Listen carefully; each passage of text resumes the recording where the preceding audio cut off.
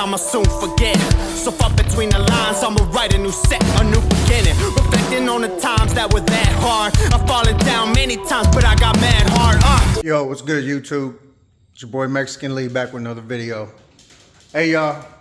It's gonna be a real quick update. I didn't do much during the week.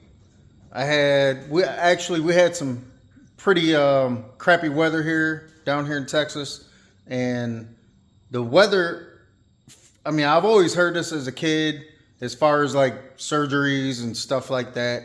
The weather's gonna, you're gonna know when the weather's gonna change. And let me tell you, man, that shit's true. It is true.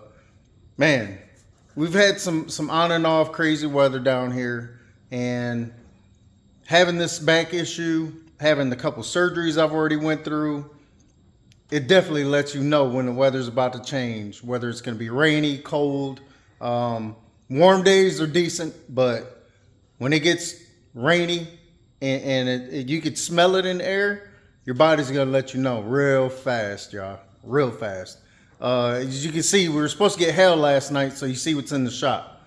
Yeah, I could take it in and get the insurance and have them fix all the hail, or if it's that bad, total it and then get a new one. I'm not trying to do that. I love this truck. It's basic, doesn't have all the amenities in it, all the bells and whistles, whatever you want to call it. It's basic as hell, but I love it. It's 4x4. It's got the big cab. That's the reason why I bought it.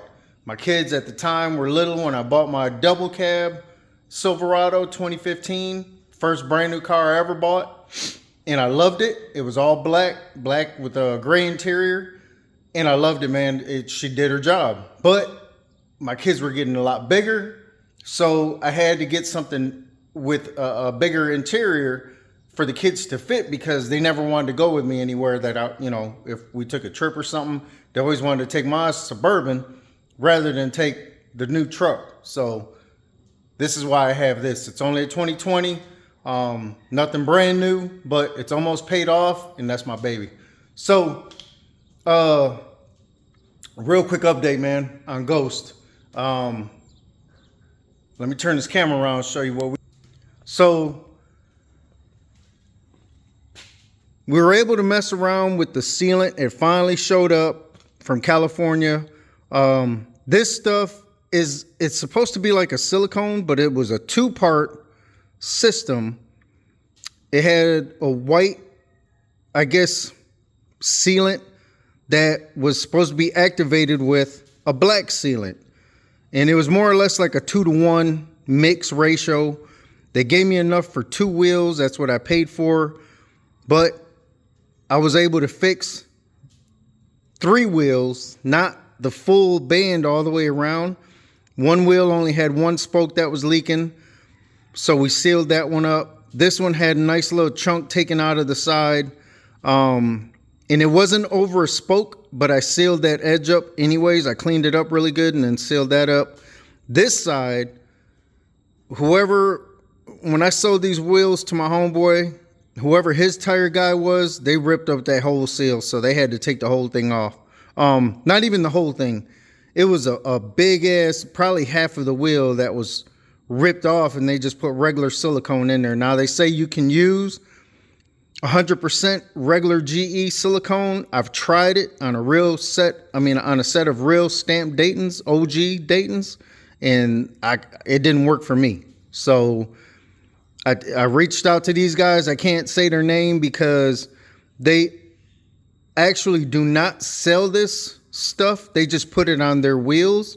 But I begged them to sell me some, and they did. So I'm not going to put their name out there because that's not what they're in the business for. They sell wheels. These are 17x9 reverse all chrome, 180 spoke, I believe. And they don't make these anymore. So all they make are the 100 spokes. And these have a 3-row set of spokes. The 100 spokes are only 2 rows of spokes. So these are old school, probably year 2000s, early 2000s set of wheels. But these are going back on Ghost. I already got the tires right over here for them. Just some low profile black wall tires that we're going to put back on them. Not the skinny boys that were on them before. I got a little bit taller ones. I don't like rolling on just a rubber band. They look great. They're awesome, but not for this G body. The tires were too small. So we got that set up. We're just letting it dry. I'm gonna let it dry at least a week before I even attempt to put the tires on. We're gonna keep our fingers crossed, and hopefully that works out. But I was on the recliner all day yesterday. My homeboy Mitchell and my son came out here, and they were able to finish the Flooring Ghost. And yo, man, I might have to hire them boys to go ahead and get on the next couple projects. My son's got his Regal, and I think he's gonna do this on his Regal. I hope I talked him into doing it. But I'll probably end up buying him some, maybe for his birthday or Christmas. Couple boxes. Well, I'll have it here in the shop anyways. But there he'll go. He'll be able to knock out his floor on his G body. And then the Grand Prix, once I do finally start tearing into it, which will be a while, I think we'll do the same thing on the Grand Prix. That car is super clean. But yo, this is what we got planned. Remember how I was telling you I wanted to reinforce this roof skin? Because once I take this brace out right here for the frame for the sunroof, there's no bracing up here in this roof skin. So all the way from here to here, for those that work with sheet metal and do body work and whatnot, man, that metal just, it's super flappy right here, super thin. And I want to stop that. So you see from the factory, these braces is what they put in there. It's got maybe that one's a little bit thicker. That one's probably about almost a 1/2 inch gap. This one's like maybe a 1/16, maybe an 1/8 of an inch gap in between the roof skin. And then they put that foam sealant in there in order to glue these two panels together, but it still kind of gives it a little bit of play in between. So cutting this whole section out for the sunroof, we had to cut those out, of course, right?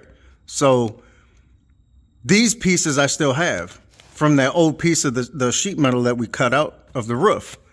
That's what this is.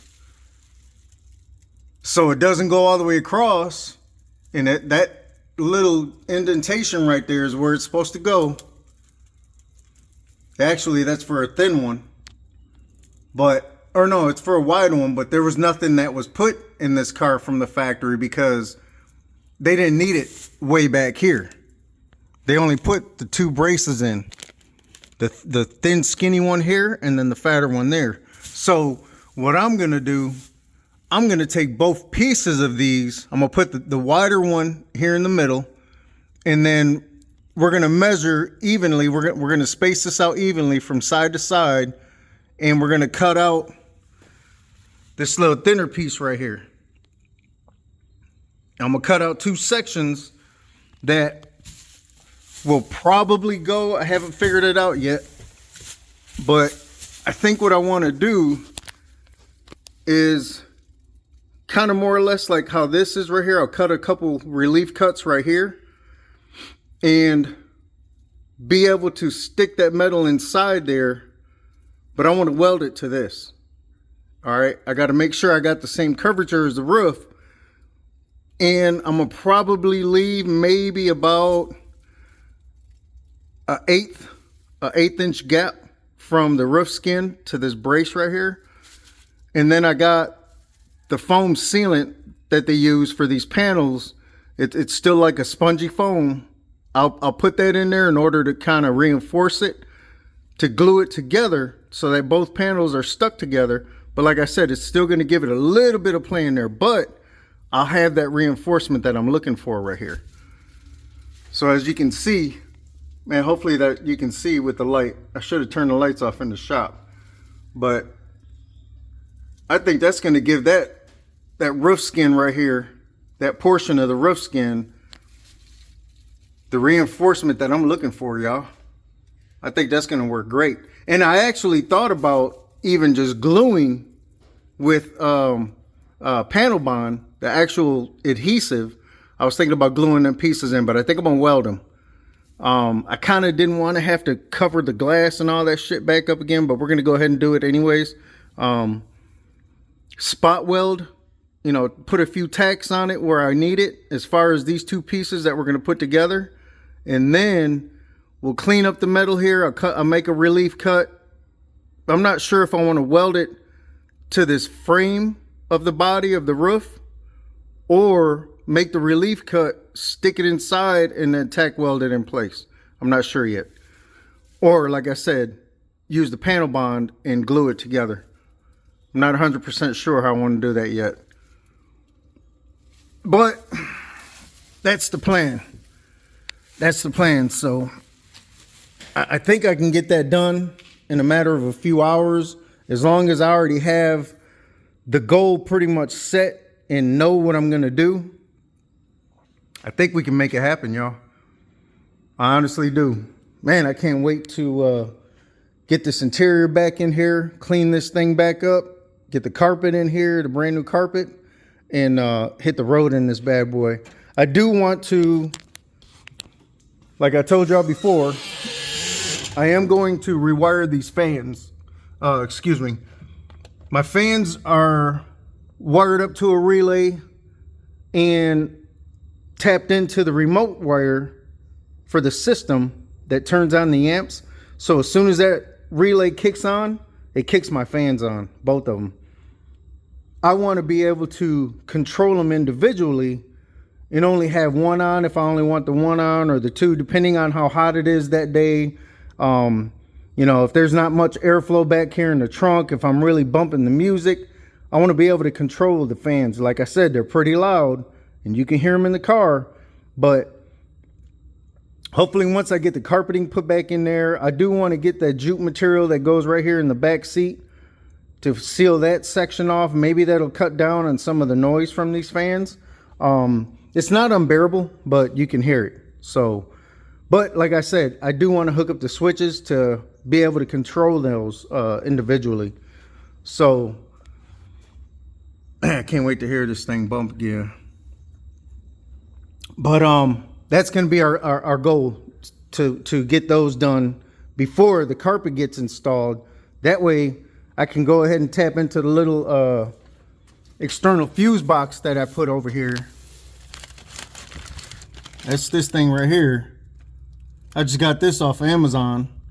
But for right now, I have the relays that go for my door locks hooked up to this, and then my trunk release for the alarm. That's what's tapped into this little fuse box right here. Instead of having to get the little spades that go on top of the fuse and then you just tap a wire into your fuse box, I don't want to have all them, you know, spaghetti up underneath that where the fuse box is at, because it's already a mess under there as it is, the way it comes from the factory. So we'll go ahead and figure that out. I am going to also rewire that main power wire coming into that, because that's only a 10 gauge. I'm going to run an 8 gauge wire into this, ground and positive and power. So that's battery powered. That's not from the ignition, that goes straight to the battery. And the way I have that supplied off of the battery, it's run off this what are those called, circuit breaker. So I'll be able to control the circuit breaker. It's 150 amp. I won't be pulling that many amps. I think the amps on those fans are rated at 0.05 amps of power that they pull, I believe. I think, don't quote me on that. But this right here, the way I'm gonna have this hooked up, it's not pulling a lot of amps. So they do make these in bigger ratings, amperage ratings. So, you know, that's something to think about for y'all that don't want to have a bunch of wires just, you know, tapped into your main wires up under your steering column. I've done that before. The pink wire and then the red wire, the yellow wire coming out of your steering column, I've tapped into those before. The yellow being constant power, the pink being ignition. I have done that a lot because to me it's a lot cleaner that way, instead of, like I said, using those little spades that connect onto your fuse and it just has a little copper little tab sticking out and then you put a wire on that. I don't like that. I ain't gonna say it's tacky, but that's just not me. All right, I just don't like that. I don't like that look, and to me it's not safe.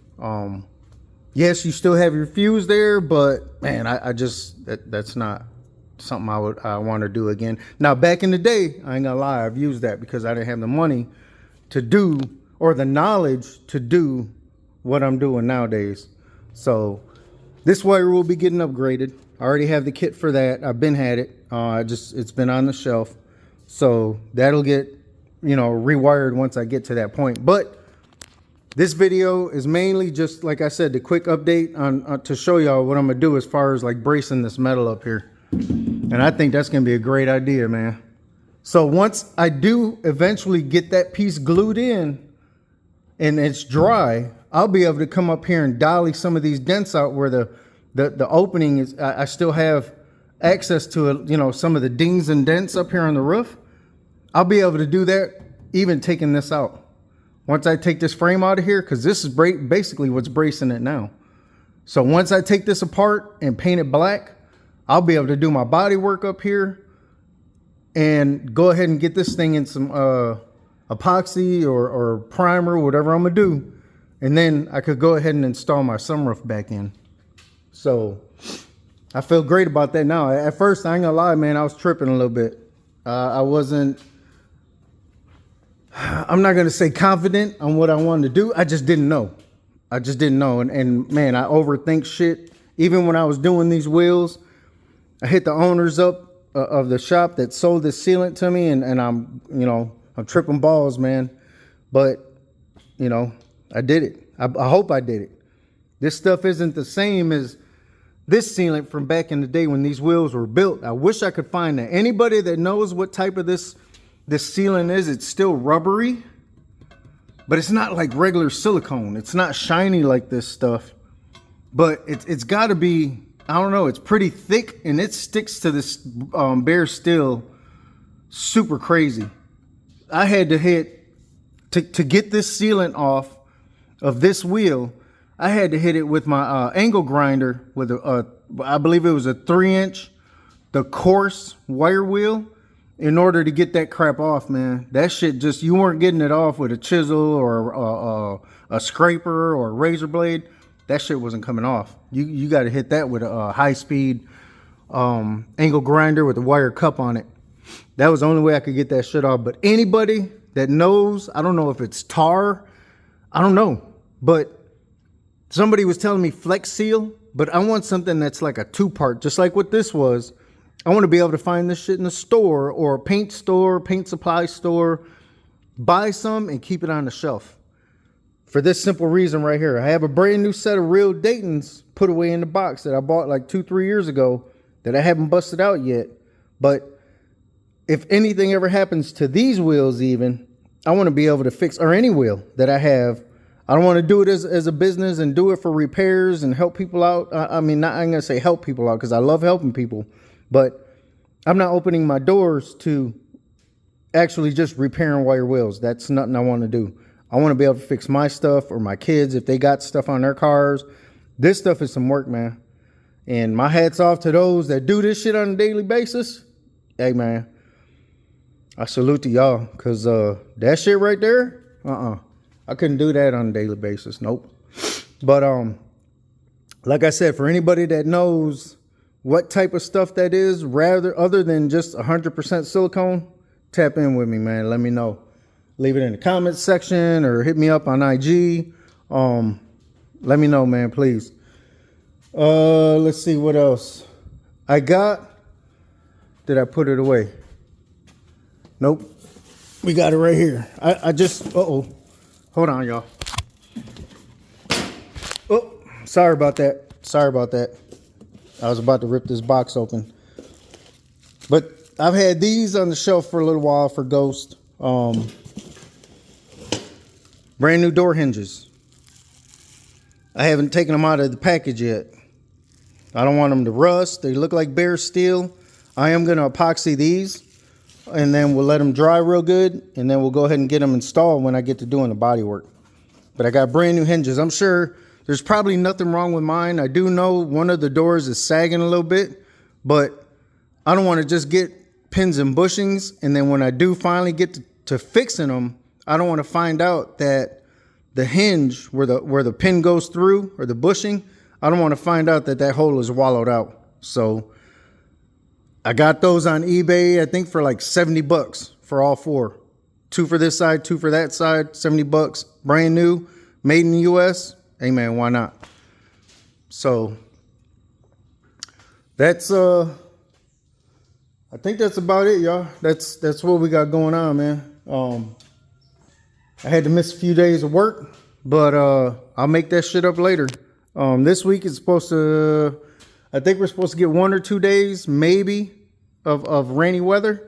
But around this time, for those the people that's in Texas, y'all know this month and next month are our bad months. Tornadoes, hailstorms, all that crazy stuff, man. Today can be 90 degrees, tomorrow can be 40.